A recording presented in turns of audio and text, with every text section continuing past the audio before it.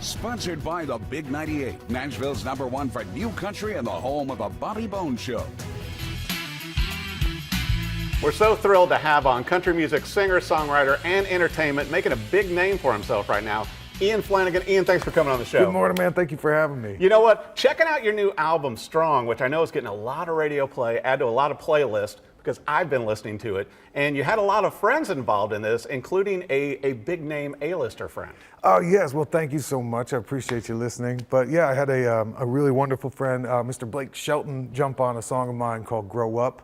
It was about 2 months after season 19 on The Voice. Right. I sent him a couple song ideas that I was thinking about releasing as a single, and he was kind enough to say, hey man, why don't I jump on this track? And we actually met over here in town in Nashville at Starstruck Entertainment, and he was kind enough to spend an afternoon with me and just crush it on the track. Well, you know, and the album has been so popular, and obviously, you know, with the singles and listening to all these songs, and I really like, obviously you have an incredible voice, a unique voice. And we were talking about before we came in studio that you could sing rock, you could sing anything. And it's like, and certainly with your musical history growing up. But on The Voice, you know, you were one of the finalists in season 19. And so not only did you end up on Team Blake, but then Gwen and also Usher were raving about you. Oh yeah, it was amazing to meet them. Gwen is the sweetest person on the earth. Usher is like the smoothest man alive. Everything he said was just like super wisdom dropping, just like super amazing guy. Well, and it's not bad either when you have one of the Oak Ridge boys bragging about you. Hey, I'm just grateful to be working at all, so all this stuff is a bonus. Yeah, does that mean like maybe next year, you know, you're on tour with some of these people? Huh? You know, we could put it into the universe. If anybody would like to, I'm down. How did you come up with all these great songs? Because it was so interesting, Ian, you know, listening to your album with Strong, it's like they all have, you know, you got a different feel with all of them, and you really sing these songs, and the ones you chose, they just have great imagery. Well, thank you. I mean, my favorite thing about country music and the whole genre itself, it's a storytelling genre. And I wanted to have a really diverse palette of kind of eclectic, you know, combinations of stories on this. Right. I think everything's about just trying to deliver music as authentic as you can. Yeah. And it was a huge collaborative effort. This is my first time ever really co-writing, like signing a publishing deal where I'm getting in these rooms with amazing artists beyond my own capacity, and I'm just learning now. So a lot of co-writes, a lot of my own writes, and then a couple that were just written so well that I couldn't pass them up. Right. I had to cut them. So. Well, and you make all of them sound like your own. Well, thank you. And you had a few strong producers involved in this album too. Oh my gosh, yeah. So I've been having a really fortunate year. I feel blessed every day about it. But Craig Alvin, Todd Lombardo here in Nashville and Muscle Shoals, these guys are just phenomenal. Obie O'Brien, Phil Niccolo, they did a lot of work with like Bon Jovi. And Ryan Rossabo and Barrett Baber, that are all local guys here in Nashville. Yeah. And that's with the new single out right now, Last Name on It. But which I love. It's just an honor. I'm just grateful that I was a part of the album. So. Well, you know, and I got to brag on you too. I mean, getting to play CMA Fest and a lot of Yes. these shows and everything. And also, you've been out on tour with like Chris Janson and some of these people. What does that feel like now? I mean, again, I'm just really grateful for it. You know, I started touring when I was 17. I've been living out of various automobiles. Oh, we're going to talk about life. that. Yeah, for sure. But no, I've been traveling. I've been doing this. When I was a kid, I had a Behringer 15-inch speaker. Right. And I would go direct in. I was playing dive bars all my life. So I'd just be traveling from Orlando, Colorado, Texas to New York. And I know that hustle. Yeah. And, you know, now to be on these stages where I'm opening and learning from these bigger artists, it's, you know, I just know how lucky and fortunate I am to be there. Well, you know, and a lot of people may not realize too, Ian, that, you know, you started out as, you know, playing so young, but also writing songs. Yes. At 11 years old. Yeah, my mom and I actually, she won't sing for you if you ask her, but she and I, we used to drive around constantly and we used to play this game where she would do a sentence and then I would rhyme that sentence and we would just make stories that way. Because we lived up in upstate New York and all you do is drive. Yeah. So it's just, everything's 40 minutes away. And you have no accent.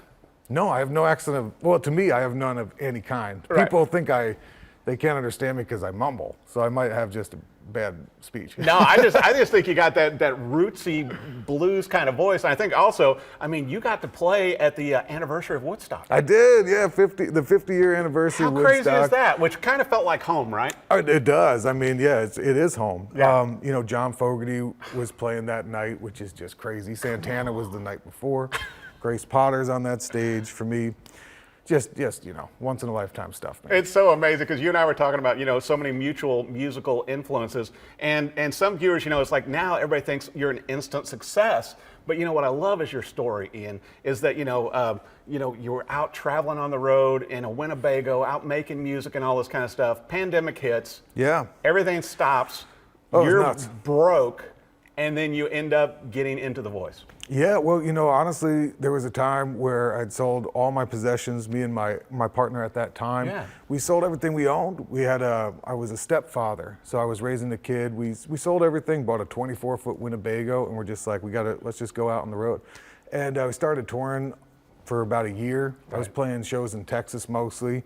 If you know Bob Schneider, shout out to Bob Schneider. He was the guy who really gave me a shot, had me at Austin City Limits with him. Just a dream come true. I get to Nashville. We're living in a trailer park down in Lewisburg, Tennessee, about an hour south of here. That was when, literally the next day, the tornado hit East Nashville. Oh my gosh. And as every single person and musician around here knows, that the pandemic took the whole tours away. Right. So I literally was on my last dollar. I think I had $80 to my name. You're feeding your kid rice and eggs out of this van. You're not feeling great about yourself. Right. And my last show was an open mic at the Mercy Lounge here in town. Wow. And it ended up being a scouting opportunity for The Voice. Right. And that's how it happened, man. They asked me they were like, hey, we need alternates for the show. Mm-hmm. Would you be interested? And I was like, I just lost every job I had. I will be there.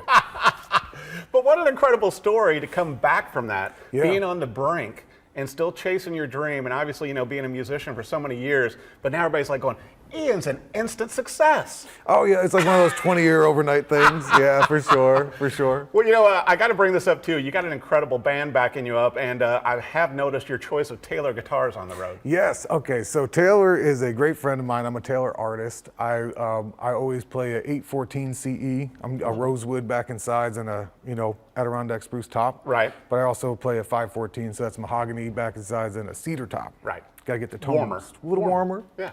You never know when you need it. Well, and you've been working with some other companies too, including Pickle Jar.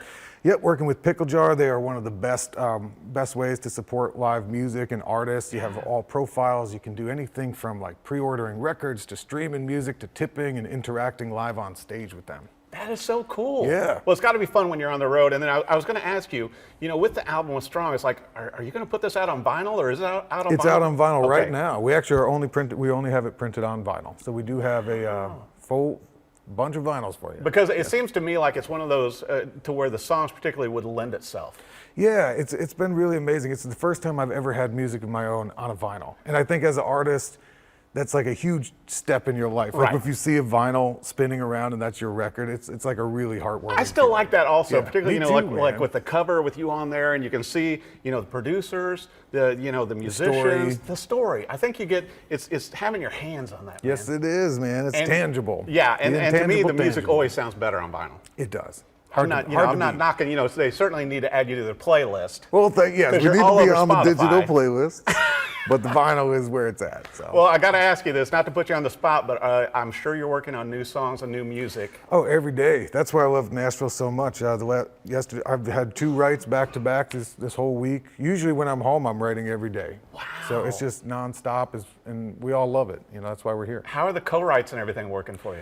They're amazing, man. You have your days, you have your off days yourself, but for the most part, everybody here is so passionate and just really living for it. Right. Everybody here is just living for the next best song, and that's the only place I want to be. Well, and I've got to ask you this too, because you've made such strides in this last year, and you're growing a huge fan base. Giving advice to other singer-songwriters, that are doing the same all over the country, Ian, what would you tell them, as you've chased your dream? There's, I would say 2 things that changed my life. One is I read this thing on the internet one day. I was milling wood at the time, just cutting wood on a bandsaw 8 hours a day.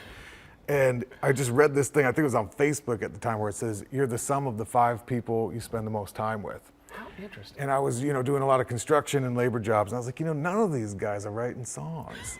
And I was like, maybe I should go somewhere else. And I literally quit my job two days after I read that. And it just clicked. And I was like, you have to surround yourself with people that are on the same path as you. Right. And then the other thing is just no matter what you're doing, you have to be authentic. Just be yourself. It doesn't matter what you're doing, where you're from. but trying to be like somebody else is never the way. You know? Well, and I think you've accomplished that, even, back to The Voice, which I think was a great original platform, but then you've proven yourself, thank you. with Strong, with the songwriting, with the songs, and also selling out shows. Hey, thanks for coming, everybody. Thanks for coming to the show. And you got big plans for next year. Yes, big plans. We're working on a bunch of tours, bunch of opening slots, bunch of great times. You mean people opening for you, right? No. I'm just grateful to be there in any capacity. Well, Blake Shelton might need some help out on the road. I think he might. Blake, I don't know if you need some help, but give me a call. Let's put it out there. Put it out there, man. Well, I want to make sure for our viewers to be able to get the vinyl, to catch you in on a live show, which they have to do, Ian. Where should they go for the website, social media, everything, bud? You can go to ianflaniganmusic.com. That's got everything. Or, any of the socials is just Ian Flanigan or Ian Flanigan Music. Well, I'll tell you what, if you haven't heard the songs, which I'm sure you've heard some of the singles, get the entire album, get the vinyl, add the entire album to your playlist with Strong, Ian Flanigan, because he has a strong voice, and every song just delivers, and I think you're going to enjoy it as much as I do. Thanks for coming on the show, Ian. Thanks, man.